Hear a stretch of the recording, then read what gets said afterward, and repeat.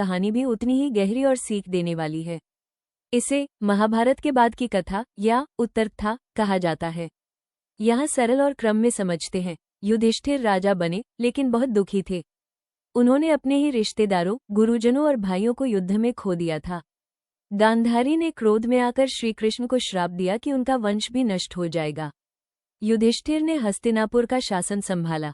उन्होंने अपने पापों का प्रायश्चित करने के लिए अश्वमेध यज्ञ किया। अर्जुन उस यज्ञ के घोड़े के साथ कई राज्यों में गए और सभी को जीतकर वापस लाए। धृतराष्ट्र, गांधारी और कुंती ने राजमहल छोड़ दिया। वे जंगल में तपस्या करने लगे और अंत में अग्नि में देह त्याग दिया।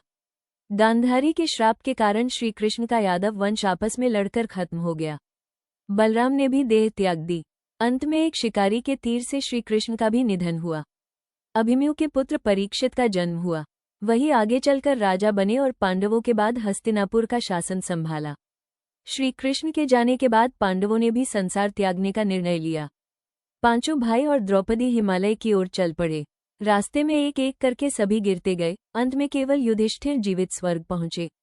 स्वर्ग में जाकर युधिष्ठिर को समझ आया कि जीवन में धर्म, कर्म और सत्य ही सबसे महत्वपूर्ण है। यही महाभारत का असली संदेश है।